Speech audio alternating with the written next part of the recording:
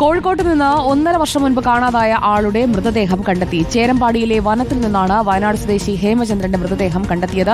വിവരങ്ങളുമായി അഭിജിത്ത് മുഴക്കുന്ന നമുക്കൊപ്പം. അഭിജിത്ത് മുഴക്കുന്ന, മൃതദേഹം എത്ര പഴക്കമുണ്ട്? ഹേമചന്ദ്രൻ ഇത്രയും കാലം എവിടെയായിരുന്നു എന്നത് സംബന്ധിച്ചുള്ള അന്വേഷണങ്ങളിലൊന്നും ഇയാളെ കണ്ടെത്താൻ കഴിഞ്ഞിരുന്നില്ലേ? സുജിയ, ഭാര്യ നൽകിയ മിസ്സിംഗ് കേസിന്റെ അടിസ്ഥാനത്തിൽ മെഡിക്കൽ കോളേജ് പോലീസ് നടത്തിയ അന്വേഷണത്തിനൊടുവിലാണ് ഇങ്ങനെയൊരു സംഭവം കണ്ടെത്തുന്നത്. ഒരു ദൃശ്യം മോഡൽ കൊലപാതകം എന്ന് തന്നെ ഈ ഘട്ടത്തിൽ നമുക്കതിനെ പറയേണ്ടി വരും. കഴിഞ്ഞ വർഷം, അതായത് 2024 മാർച്ച് 20-നാണ് ഹേമചന്ദ്രനെ കോഴിക്കോട് മെഡിക്കൽ കോളേജ് സ്റ്റേഷന് സമീപത്തുള്ള വീട്ടിൽ നിന്ന് കാണാതാകുന്നത്. തുടർന്ന് ഏപ്രിൽ 1-ന് ഹേമചന്ദ്രന്റെ ഭാര്യ മെഡിക്കൽ കോളേജ് സ്റ്റേഷനിലെത്തി മിസ്സിംഗ് കേസ് പരാതി നൽകുന്നു. പോലീസ് FIR ഇട്ട് അന്വേഷണം നടത്തുന്നു.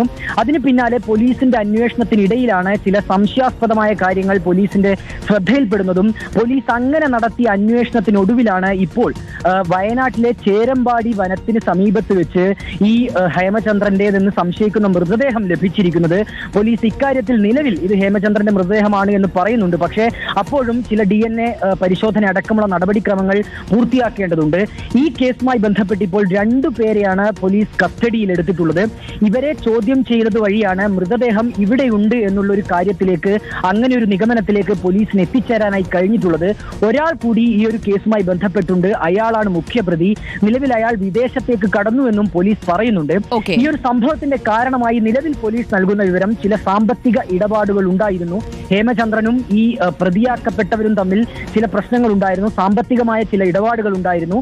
ഇതിനെ തുടർന്നാണ് ഹേമചന്ദ്രനെ വീട്ടിൽ നിന്ന് വിളിച്ചിറക്കി കൊണ്ടുപോയി വയനാട്ടിലേക്ക് എത്തിക്കുന്നതും തുടർന്ന് ഒരു കൊലപാതകം നടത്തിയതും എന്നുമാണ് ഇപ്പോൾ പോലീസ് നിലവിൽ നൽകുന്ന വിവരം. ഏതായാലും ഇതുമായി ബന്ധപ്പെട്ട കൂടുതൽ പ്രതികരണം പോലീസിന്റെ ഭാഗത്ത് ഉണ്ടാകേണ്ടിയിരിക്കുന്നു. ഏതായാലും 1.5 വർഷം നീണ്ട ഒരു അന്വേഷണത്തിനൊടുവിലാണ് ഈ ഒരു സംഭവം തെളിയിക്കുന്നതിലേക്ക് പോലീസ് എത്തിയിട്ടുള്ളത്. ഈ മിസ്സിംഗ് കേസിന്റെ ഭാഗമായി പോലീസ് അന്വേഷണം നടത്തുന്നു. അതിനിടയിൽ ചില ഫോൺ കോളുകളുമായി ബന്ധപ്പെട്ട വിവരങ്ങൾ പോലീസ് ലഭിക്കുന്നു. അതിനെ പിന്തുടർന്നുകൊണ്ട് പോലീസ് നടത്തിയ അന്വേഷണത്തിനൊടുവിലാണ് ഈ പ്രതികളിലേക്ക് എത്താനായി കഴിഞ്ഞത്. ഈ 2 പ്രതികളെ പോലീസ് അറസ്റ്റ് ചെയ്തതിന് ശേഷമാണ് ഇങ്ങനെ ഈ സംഭവവുമായി ബന്ധപ്പെട്ട കൂടുതൽ വിവരങ്ങൾ പുറത്തേക്ക് വരുന്നത്. അങ്ങനെ പോലീസ് വയനാട് ഇവർ നൽകിയ വിവരങ്ങൾ അനുസരിച്ച്, ഇവർ നൽകിയ മൊഴിയുടെ അടിസ്ഥാനത്തിൽ വയനാട് ചേരമ്പാടി വനത്തോട് ചേർന്ന് പോലീസ് പരിശോധന നടത്തുന്നു.